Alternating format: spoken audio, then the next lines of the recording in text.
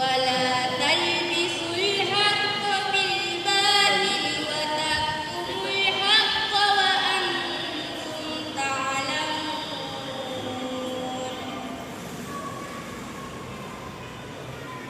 وأقيموا الصلاة وآتوا الزكاة واركعوا مع الراكعين أتأمرون الناس بالبر وتنسون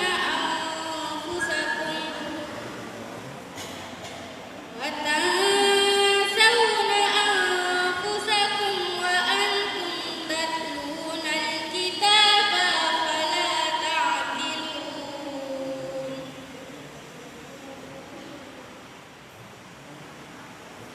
واستعينوا بالصبر والصلاة وإنها لكبيرة إلا على الخاشعين.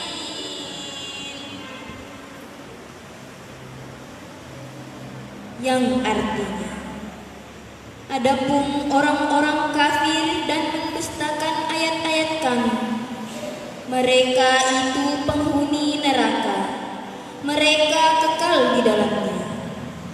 Wahai Bani Israel, ingatlah nikmatku yang telah Aku berikan kepadamu, dan penuhilah janjimu kepadaku. Niscaya Aku penuhi janjiku kepadamu. Dan takutlah kepadaku saja. Dan berimanlah kamu kepada apa Al-Quran yang telah Aku turunkan, yang membenarkan apa itu Taurat yang ada pada kamu. Dan janganlah kamu menjadi orang yang pertama kafir kepadanya. Janganlah kamu jual ayat-ayatku dengan harga murah. Dan bertakwalah hanya kepadaku. Dan janganlah kamu campur adukan kebenaran dengan kebatilan. Dan janganlah kamu sembunyikan kebenaran sedangkan kamu mengetahuinya. Dan laksanakanlah sholat, tunaikanlah zakat, dan rukuklah beserta orang yang rukuk. Mengapa kamu menyuruh orang lain untuk mengerjakan kebajikan, sedangkan kamu melupakan dirimu sendiri, padahal kamu membaca kitab Taurat? Tidakkah kamu mengerti? Dan mohonlah pertolongan hanya kepada Allah dengan sabar dan sholat. Dan sholat itu sungguh berat, kecuali bagi orang-orang yang khusyuk.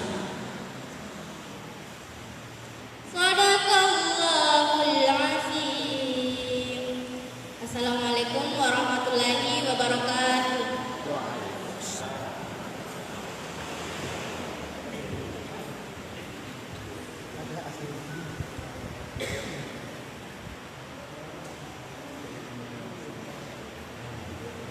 Acara selanjutnya penyampaian materi oleh Bapak Al-Mukarramah Al-Ustaz Haji Abdul Haris Nurdin LC. Dengannya dipersilakan.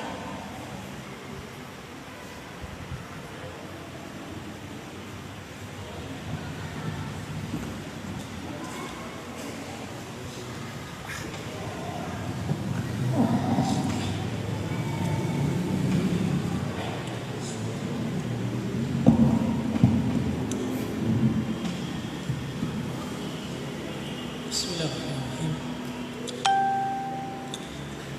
Assalamualaikum warahmatullahi wabarakatuh. Alhamdulillahi rabbil alamin. Asyhadu an la ilaha illallah wa asyhadu anna Muhammadan abduhu wa rasuluh. Allahumma fassalli wa sallim wa barik wa zid ala habibina al-Mustafa nabiyyina Muhammadin wa ala alihi wa sahbihi wa man ihtada bihadihi wa istanna bi sunnatihi ila yaumiddin. Amma ba'du. Alhamdulillahirabbil alamin. Kita bersyukur kehadirat Allah Subhanahu wa taala dan bersalawat dan salam kepada Nabiullah Sayyidina Muhammadin sallallahu alaihi wasallam. Yang saya hormati bapak-bapak teman lekku, pengurus masjid, orang masang di masjidnya, dan juga teman-teman remaja masjid yang dirahmati oleh Allah Subhanahu wa taala. Sebagaimana pembicaraan sebelumnya dengan seorang pengurus masjid,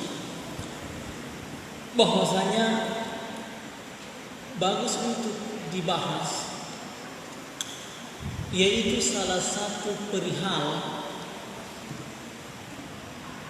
yang menjadi perdebatan dari dulu hingga saat ini tentang salat di masjid yang ada padanya kubur. Jamaah yang dirahmati oleh Rasulullah SAW,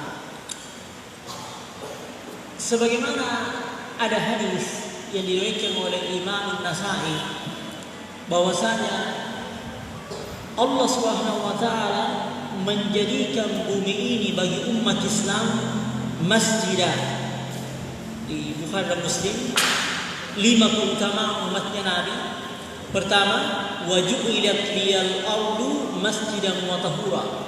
Dijadikan bagi saya dunia ini masjid wa tahura, tempat untuk salat, begitu juga tanahnya alat untuk bersuci, tahura. Dan ini keistimewaan bagi umat Nabi Muhammad sallallahu alaihi wasallam, sehingga dikatakan oleh para ulama, umat dulu kalau mau salat mereka itu tidak bisa salat kecuali di tempat ibadahnya. Harus di tempat ibadahnya umat-umat sebelum umatnya Nabi. Sementara umat Nabi Muhammad sallallahu alaihi wasallam, mereka itu boleh salat di mana pun saja. Kenapa? Bumi ini dijadikan baginya masjidan. Masjid artinya tempat untuk salat, wa tahuran, dan juga alat untuk bersuci. Kecuali yang dikecualikan oleh dalil. Di antaranya hadis yang akan saya sebutkan, bahwasanya Nabi Muhammad SAW melarang kita untuk salat fil maqbarati wal hammam, yaitu di kuburan, begitu juga hammam artinya tempat mandi, itu dilarang kita untuk salat padanya. Jamaah yang dirahmati oleh Allah Subhanahu wa taala, berdasarkan juga atas hadis Nabi sallallahu alaihi wasallam yang interpretasi terhadap hadis ini, pemahaman terhadap hadis ini berbeda-beda para ulama. Hadis sangat terkenal, diriwayatkan oleh banyak sekali sahabat. Jamaah rahmatullah taala, banyak sekali sahabat yang meriwayatkan, di antaranya hadis Aisyah, di mana Aisyah radhiyallahu anha meriwayatkan dari Nabi sallallahu alaihi wasallam, beliau mengatakan, Nabi, la'anallahu al-yahuda wan nasara ittakhadhu qubur anbiya'ihim masajidah. Nabi mengatakan, Allah melaknat orang-orang Yahudi, begitu juga orang-orang Nasrani, karena mereka menjadikan kubur nabi-nabi mereka masajidah, sebagai masjid. Aisyah radhiyallahu anha mengatakan, "Falaula dzaka ubriza qabruhu." Andaikan bukan karena ini, maka kuburannya Nabi sallallahu alaihi wasallam juga akan dinampakkan. Jadi Aisyah radhiyallahu anha, jamaah dirahmati Allah, di Bukhari dan Muslim ini menjelaskan kenapa Nabi dikuburkan di dalam kamarnya, di rumahnya, di kamarnya Aisyah. Aisyah mengatakan, karena Nabi pernah bersabda, Allah melaknat orang-orang Yahudi dan Nasrani yang menjadikan kubur Nabi mereka masjid. Aisyah mengatakan, andaikan saya tidak khawatir akan begitu umatnya Nabi, akan menjadikan kuburnya Nabi sebagai masjid, ubriza qabruhu, maka Nabi juga akan dikuburkan di tempat yang terbuka. Tapi khawatir kata sini, Jangan sampai itu terjadi pada umatnya. Akhirnya Nabi Muhammad SAW dimakamkan di dalam rumahnya. Jangan dirahmati Allah. Jadi hadis ini dimakamkannya Nabi dalam rumahnya tidak boleh dijadikan sebagai dalil bahwasanya sunnah adalah orang yang meninggal itu dikuburkan di dalam ruangan-ruangan. Tidak. Nabi dimakamkan di dalam ruangan di rumahnya gara-gara ini, ilahnya ini. Karena Aisyah mengatakan, andaikan bukan khawatir karena sabda Nabi Allah melaknat orang Yahudi dan Nasrani yang menjadikan kubur Nabi mereka sebagai masjid, maka Nabi juga akan dikuburkan di tempat yang terbuka. Lalu Aisyah mengatakan, gaira innahu khusyiya ayyattakhidha masjidan. Andaikan bukan karena itu, akan dikuburkan juga Nabi selama di tempat yang terbuka. Namun dikhawatirkan, kata Aisyah, dikhawatirkan, para sahabat mengkhawatirkan, jangan sampai umatnya Nabi belakangan akan begitu juga. Jangan artinya jadikan kuburnya Nabi sebagai masjid. Jamaah yang dirahmati oleh Allah SWT. Dan ini juga jelaskan suatu riwayat yang Ibnu Katsir mengatakan sanadnya munqati. Hadis Abu Bakar Siddiq radhiyallahu anhu. Ketika meninggal Rasulullah sallallahu alaihi wasallam, mereka berdiskusi di mana bagus Nabi dimakamkan. Qala qailun, seseorang berkata, nadfunuhu haitsu kana yusalli fi maqamihi. Kita makamkan Nabi sallallahu alaihi wasallam di mana dia salat tempatnya. Di tempat salatnya, di situ kita makamkan Nabi. Tanggapan Abu Bakar dengan ide ini bagaimana? Abu Bakar Siddiq mengatakan, ma'adallah, a'udzubillah atas ide itu. Apa ide yang Nabi bilang Abu Bakar a'udzubillah? Kita kuburkan saja Nabi di mana? Di tempat salatnya. Artinya di masjid, di tempat salatnya. Abu Bakar mengatakan, ma'adallah an naj'alahu wathanan yu'bad. Kita berlindung dari Allah, na'udzubillah, jangan sampai kita menjadikan kuburnya itu wasana berhala yang disembah. Wa qala al-akharun, sebahagian orang ada idenya lagi mengatakan, nadfanuhu fil baqi. Kita kuburkan saja Nabi di pemakaman umum, yaitu di Baqi, di sampingnya Madinah, Masjid Nabawi. Di Madinah ada pemakaman para sahabat, para tabi'in dan sebagainya, namanya Baqi. Jangan dirahmati Allah Ta'ala. Ada ide mengatakan kita kuburkan saja di Baqi. Nabi sallallahu alaihi wasallam. Haitsu dufina ikhwanuhu, di mana para saudara-saudaranya umat Islam juga dimakamkan. Apa kata Abu Bakar? Inna nakrahu, kami tidak suka ayyuh raja qabru Rasulullah sallallahu alaihi wasallam ilal Baqi.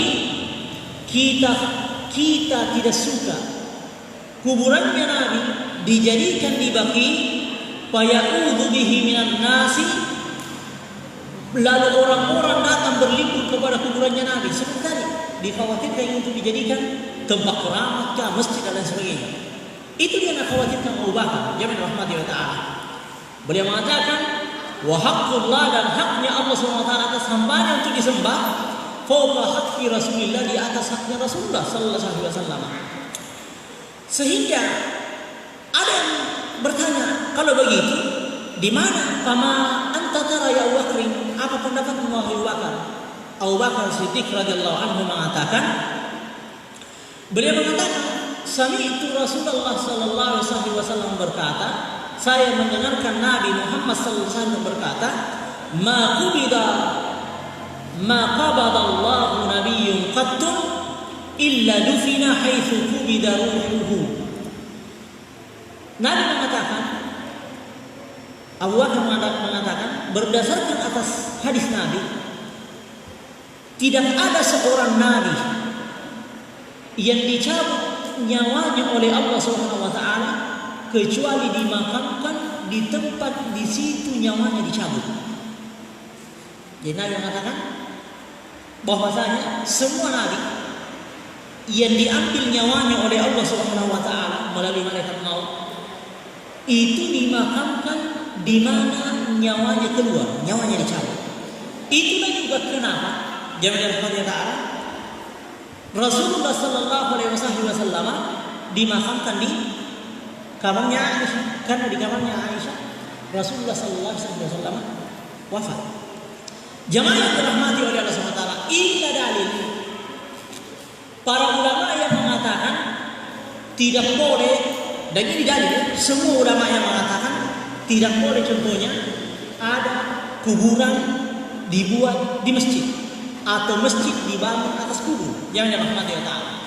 Sekarang oke, sepakat para ulama. Sekarang pertanyaannya begini, apabila sepakat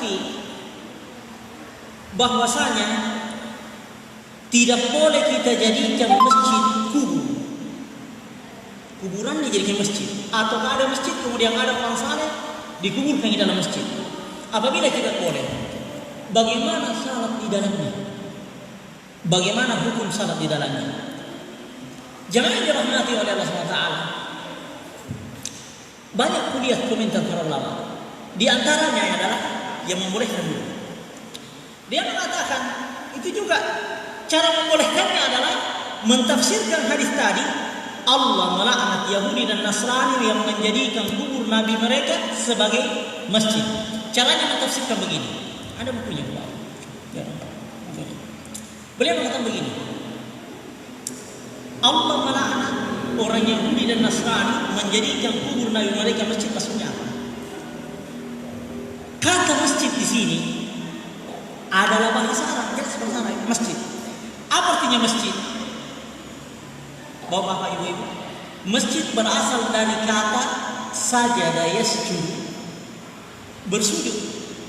Sajidun orang yang bersujud, masjidun tempat bersujud. Itu caranya. Sama dengan salat, yusalli melaksanakan salat. Apa? Salli orang yang melaksanakan salat. Musalla tempat salat. Dia mengatakan begini, Allah Subhanahu wa taala melaknat orang Yahudi dan Nasrani yang menjadikan kubur nabi mereka masjid. Maksudnya apa? Yang dilarang adalah apabila kuburan itu dijadikan sebagai tempat bersujud, tempat salat. Itu pemahamannya dia. Jadi dia mengatakan apabila di masjid itu ada kubur di sini, kubur di sana, dia tidak. Yang dilarang adalah apabila kita salat di atasnya kubur tersebut. Begitu caranya memahami dia. Bahkan dia mengatakan, saya tidak sebut namanya, ulama tersebut. Dia mengatakan ya Allah, dan adanya kubur di masjid itu akan membuat kita tidak sujud di atas kubur itu. Jadi kalau ada kuburan dalam masjid, tidak mungkin pergi salat di atasnya itu. Begitu pemahamannya dia. Jadi dia mengatakan yang dilarang adalah apa yang dilarang? Yang dilarang adalah untuk menjadikan kubur itu masjid. Apa maksudnya? Tempat untuk salat, sujud. Sebagaimana hadis Nabi Sallallahu Alaihi Wasallam, jadi Bukhari Muslim, bukti itu khamsah. Saya diberikan 5 perkara yang tidak diberikan kepada umat-umat sebelumku. Di antaranya apa? Waju'liyat liyal ardu masjidan wa tahuran. Dan Allah menjadikan bagi saya bumi ini masjid. Apa itu masjid? Mengambil hukumnya masjid. Artinya orang tidak boleh orang haid, tidak boleh orang junub lewat di bumi. Boleh. Jadi yang dimaksud dengan masjid dalam hadis ini, Allah menjadikan bagi saya dan umatku, keistimewaanku adalah dijadikan bumi ini masjidan, masjid, wa tahuran, dan alat untuk bersuci. Berarti apa yang dimaksud masjid di sini dalam hadis? Masjid seperti hukumnya bangunan ini? Ataukah yang dimaksud masjid di sini semua bumi ini bisa dipakai untuk tempat sujud atau salat? Nabi bilang begitu juga cara memahami apa? La'anallahu al-yahuda wan nasara ittakhadhu qubur anbiya'ihim masajid. Laknat Allah kepada orang Yahudi dan Nasrani yang menjadikan kubur nabi mereka adalah masjid. Nah tambah lagi jangan dirahmati oleh Allah SWT. Dia mengatakan ini yang paling amin, yang paling apa aja. Yang dilarang itu adalah salat di atas kubur. Itu dia. Makanya Nabi juga di hadis yang lain mengatakan, la tajlisu 'alal qubur wa la tusalli 'alaiha. Janganlah engkau duduk di atas kubur dan jangan salat di atasnya. Dia mengatakan hadis ini menunjukkan hayallah. Bahkan ada yang dirahmati Allah apa ya, seseorang ulama bosnya mengarang suatu buku di sana untuk hal ini saja. Nah anjurkan bahkan dia dibangun kubah dan dikubur orang dalam masjid. Nama bukunya adalah Ihya'ul Maqbur fi istihbabi bina'i al-qubah wal masjid alal kubur.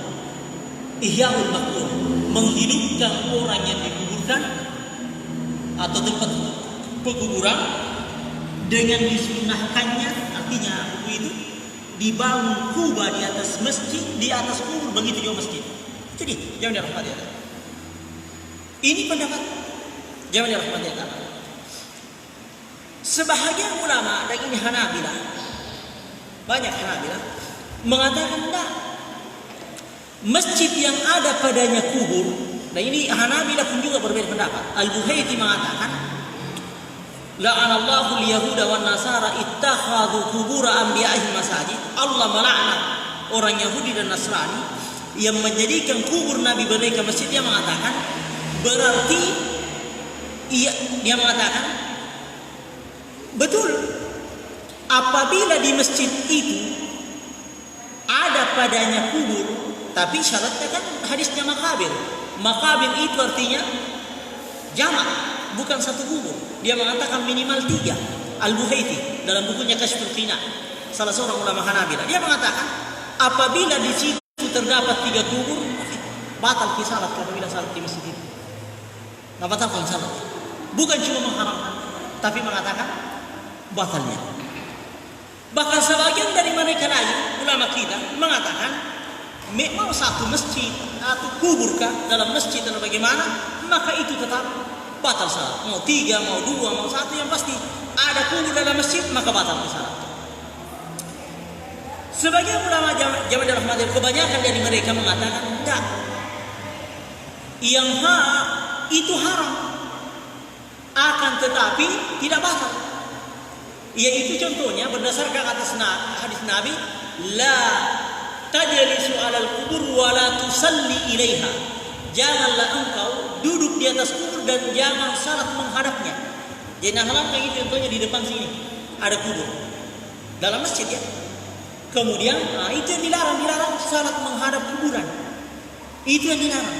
Jadi biasanya dan ini banyak kulihat di beberapa negara Islam ya, yang padanya ada masjid, caranya itu dia contohnya kubur ada di belakang situ atau di bagian samping sini, tetapi tempat salat tidak ada yang salat di belakangnya kuburan tersebut. Dan itu yang dipatwakan oleh kebanyakan ulama kita yang rahmatullah. Tetapi apabila ada di belakang atau di samping, dia mengatakan makruh hukumnya. Dan itu banyak ulama yang mengatakannya. Ku kutip perkataan Imam Syafi'i di bukunya Al-Umm. Imam Syafi'i mengatakan, wa akrahu, dan saya memakruhkan, ayyubna 'alal qabri masjidan. Saya memakruhkan untuk dibangun di kuburan masjid. Ada kubur dibangun padanya masjid. Wa ayyusalli, dinaratakan dulu kuburkan baru dibangun padanya masjid. Imam Syafi'i mengatakan wa akrahu, saya memakruhkannya. Au yusalli alaihi, atau salat di atasnya, di atas kuburan. Artinya masih nampak kuburnya baru salat di situ. Au yusalli ilaihi, atau salat menghadapnya, di depannya ada kubur baru salat. Yang dalam hal ini juga alasan kenapa kita dilarang salat fardu atau salat sunnah di kuburan, karena mau tidak mau akan menghadap kubur ketika salat. Dan itulah. Lalu beliau mengatakan, wa in shalla ilaihi ajza, apabila dia salat menghadapnya ajza, sah salatnya, wa qad asaa, dan dia telah berbuat buruk. Jadi misalnya mengatakan sah salatnya tetapi anu salah nefigau. Apabila apa? Apabila salat di masjid yang ada pada yang kubur, yang dirahmati Ta'ala, menghadap kepada kubur, beliau mengatakan sah salatnya, akan tetapi apa? Dia telah berbuat buruk. Makanya ulama mengatakan kemakruhan yang dimaksud oleh Imam Syafi'i di sini, beberapa ulama memahami yang dimaksud makruh di sini haram, bukan makruh biasa. Ulama-ulama dulu yang dirahmati Ta'ala, Imam Malik, Imam Syafi'i, ketika mereka mengatakan makruh, maka rata-rata yang dimaksud oleh mereka adalah haram. Contoh dalam Al-Quran, Allah Ta'ala berfirman, wa karraha ilaikum al-kufra wal-fusuqa wal-isyan, dan Allah memakruhkan bagi kalian apa? Kufra, kekafiran. Makruh kafir atau haram. Memakruhkan bagi kalian kafir, fasik, isyan dan dosa. Dan ini tidak mungkin makruh definisi usul fikih, bahwasanya ma yusabu ala fi'lihi wa la yu'aqabu, ma yusabu ala tarkihi wa la yu'aqabu ala fi'lihi. Semua yang bila ditinggalkan dapat pahala, dan bila dikerjakan tidak mendapatkan dosa. Tidak mungkin makruh yang dimaksud dalam ayat ini apa? Silahkan kafir, tidak berdosa tetapi lebih dapat pahala kalau dia tidak kafir. Tidak mungkin. Jamin rahmati Allah Ta'ala. Dan itu sering dipakai oleh para ulama. Buktinya Imam Syafi'i mengatakan, apabila dia salat menghadap itu, maka dia itu sah salatnya tetapi dia telah berbuat buruk. Apabila makruh, kenapa dikatakan buruk? Yang dirahmati oleh Allah SWT. Tidak. Yang dirahmati Allah Ta'ala inilah. Jadi sekarang pertanyaan, yang mana dikatakan masjid yang ada padanya kubur? Iya, contohnya seperti ini, ada kubur. Tapi kalau misalnya masjid, kemudian ada dinding yang dirahmati Allah Ta'ala, di belakang dinding engkau kuburan, ada kubur, apakah termasuk masjid yang berkubur itu? Kurasa bukan. Kuburan berada di luar masjid yang dirahmati oleh Allah. Ada dinding. Kalau dikatakan semua yang di depannya ada kubur, kira-kira semua masjid ada di depannya kubur, baik kubur jarak dekat ataupun kubur jarak jauh yang dirahmati Allah. Apabila semua itu tidak ada yang dirahmati Allah. Nah, jadi katakan yang dikatakan masjid yang ada pada yang kubur yang bagaimana? Yang di dalam masjidnya itu di tempat salatnya ada kubur. Contohnya begini, rata-rata imam kan Nabi juga, di mana rumahnya Nabi? Bersambungi pintunya dengan pintu masjid. Dan di rumahnya Nabi melakukan hal-hal yang tidak boleh dilakukan dalam masjid. Jadi yang di luar masjid itu tidak mengambil hukum masjid. Nabi SAW pasti melakukan hubungan suami istri dengan istri. Dan itu tidak boleh dilakukan di masjid. Junuki juga ada hadisnya. Nabi SAW junuki di Ramadan dan nanti mandi junub setelah asar. Andaikan semua yang nempel dengan masjid, sampingnya masjid kan, di luar dinding masjid, dekat dari masjid, mengambil hukum masjid, maka tidak boleh ada WC gitu. Karena dilarang orang salat di WC atau tempat. Jangan ada. Maka tidak ada tempat. Biasa di masjid di Indonesia ada Pak Imam kan ya? Bapak-bapak ibu-ibu. Ada Pak Imam kan contohnya. Di dalam Pak Imangannya ada tempat tidurnya, ada anunya, ada WC-nya, ada kamar mandinya. Mungkin juluk itu di situ. Berarti tidak mengambil hukum apa? Tidak mengambil hukum yang berada di luar dinding masjid ini, tidak mengambil hukum masjid. Makanya boleh orang haid ada di depan pintu situ.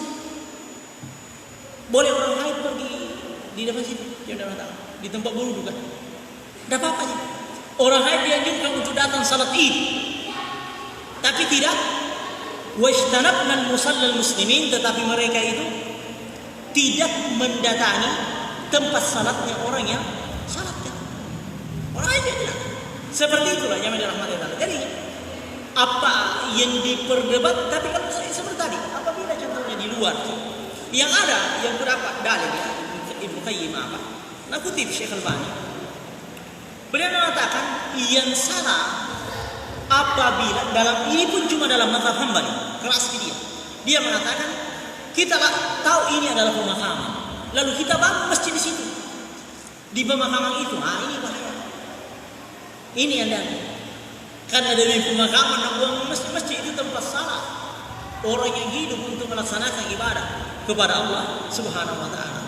Tetapi contohnya seperti ini, lapangan apa-apa. Setelah itu ada masjid, alhamdulillah. Tiba-tiba ada orang, contohnya orang yang mewakafkan ini. Walaupun saya lebih baik ya, supaya syubhat mewakafkan masjid ini, nak kuburkan ini di luar masjid, tidak apa-apa. Namun lebih afdalnya untuk tidak.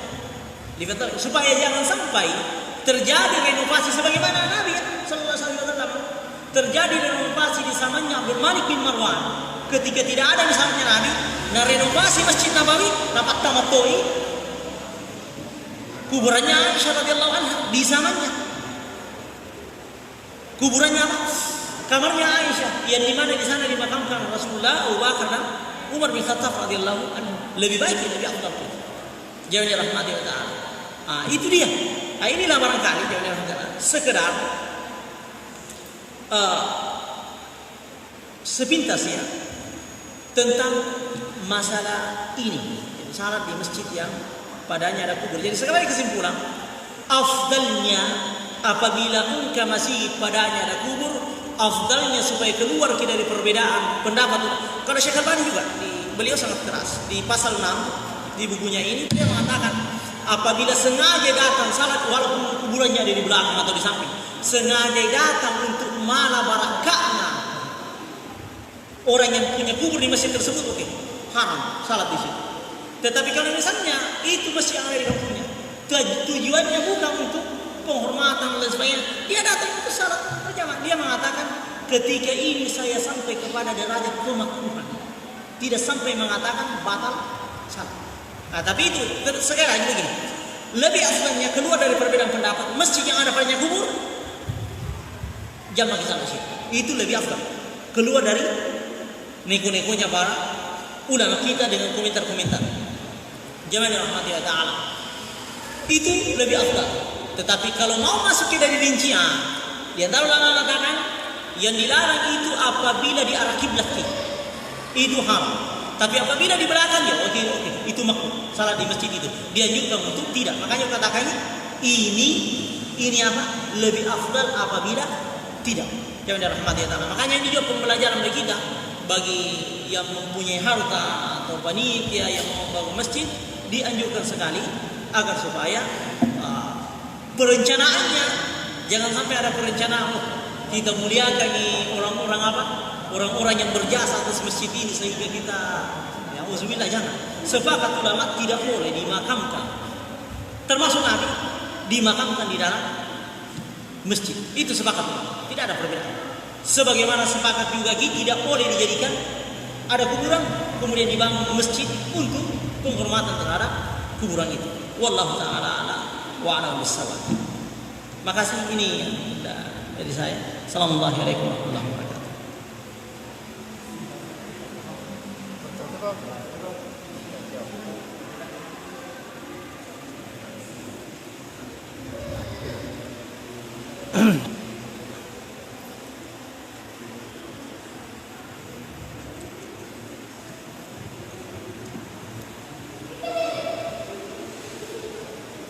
Baiklah, acara selanjutnya sesi tanya jawab yang dipandu oleh moderator kita Ustaz Nahrul Hayat AMA.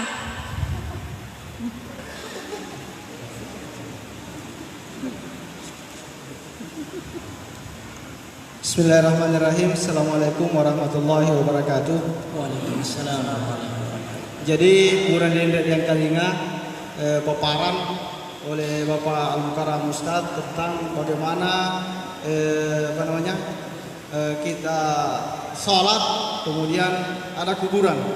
Jadi mungkin karifal lawang taro di para masana dipahami pembahasan ngero dendre wediki baku tanah.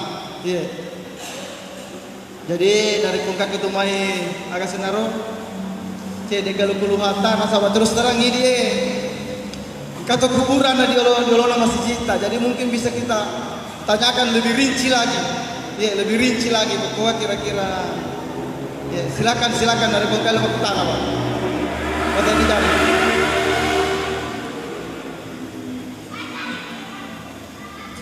Kalau tidak bisa ki ngomong, engka nasediaki agak senang, panitiae karatasa, kemudian di situ ki tulis ki. Nanti saya bacakan. Iya. Jadi tapi kalau Ustaz ditunggu dulu karena sementara menulis. Ya.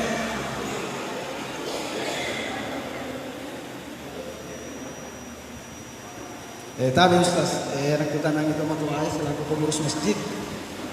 Dia mau lebih rinci lagi tentang kita pahami di sini ada kuburan pas di depan. Ya, pas di depan ini masjid. Jadi melo mobil orang kalian Ustaz bagaimana kedudukan kuburan itu dengan masjid ini. Kemudian bagaimana kalau kita salat karena kita menghadap ke kiblat. Mungkin seperti itu lebih rincinya lagi Ustaz. Iya, terima kasih. Bismillah walhamdulillah wassalatu wassalamu ala Rasulillah. Yang dilarang zaman dirahmati Allah Ta'ala adalah salat menghadap ke kuburan langsung. Itu dilarang. Itu juga yang menjadikan ulama dalam hal Syafi'iyah dan kebanyakan ulama mengatakan apabila di masjid itu di depannya ada kubur, di situ haram salat. Jadinya di masjid contohnya ada kubur di sini di masjid kan. Orang yang salat di belakangnya itu dia mengatakan haram. Kenapa? Karena dia menghadap kepada kubur.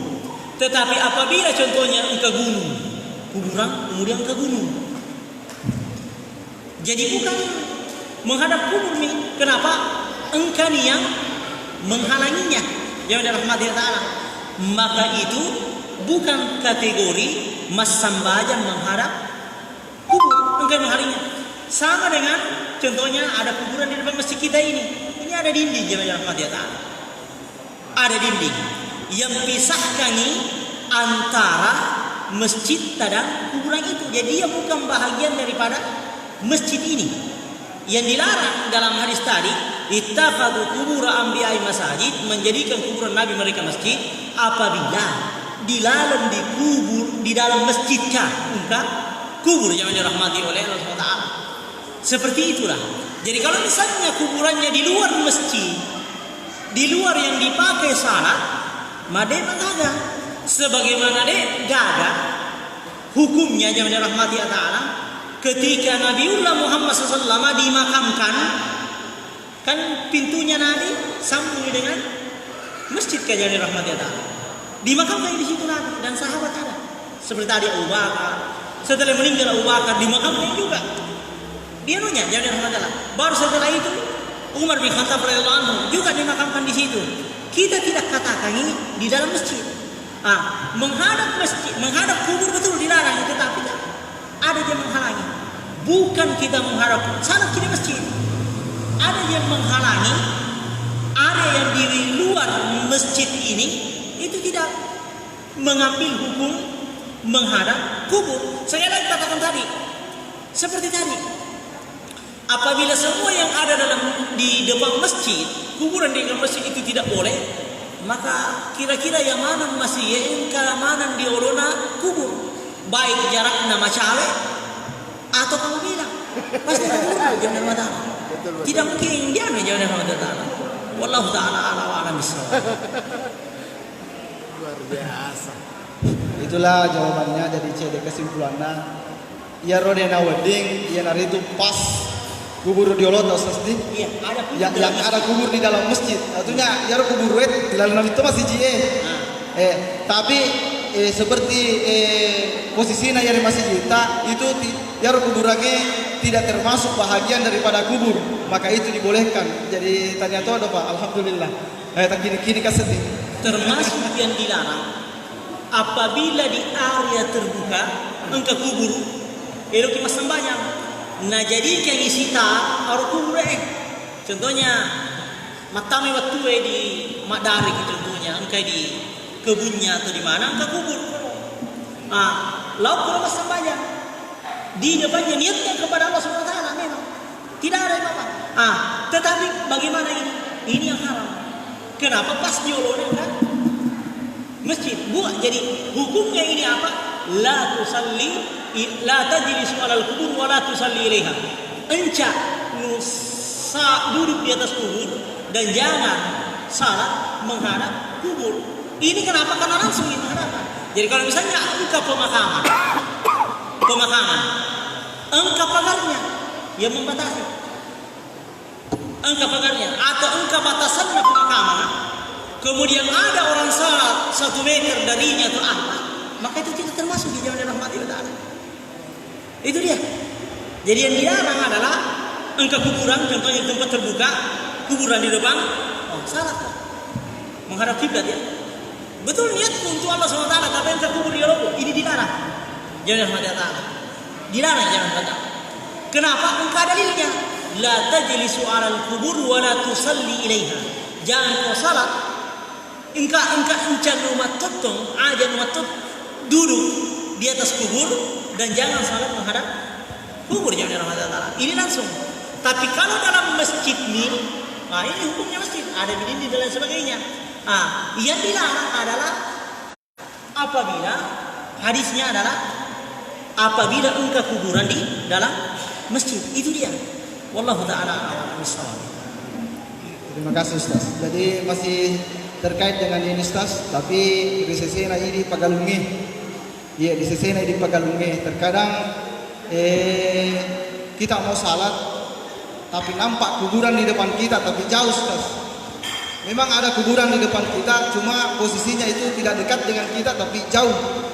Kalau toh itu ternyata dilarang, berarti kita harus pindah lagi. Nah, kalau kita pindah mengambil waktu yang lama lah. Ya, saya kasih kilo lama. Jadi bagaimana posisinya kalau misalnya kuburan itu di depan kita namun nampak jauh? Terima kasih Ustaz. Bismillah, alhamdulillah, salatu wassalam. Apabila jauhnya tidak mengambil, yang contohnya orang-orang mengatakan as-salatu ilal janazah, salat kepada jenazah. Di mana itu? 1 kilo ini? Nah, salat jenazah di depannya. Ada jenazah yang jauh rahmatullah. Salat di mihrab, ya di mihrab dekatnya. Tapi kalau misalnya 10 meter dari kita ya, jadi rahmatullah, di 10 meter darinya kubur, insya Allah, jadi rahmatullah, ya lebih afdalnya apabila menghindar dari arahnya. Tetapi kalau misalnya ada tempat, ya silakan. Jadi rahmatullah, ini tidak termasuk di salat ke kuburan. Salat ke kuburan. Wallahu ta'ala a'lam bishawab. Abid. Ya adalah Assalamualaikum warahmatullahi wabarakatuh. Waalaikumsalam. Terima kasih. Yang ingin saya tanyakan ada 2. Yang pertama, duduk di atas kuburan.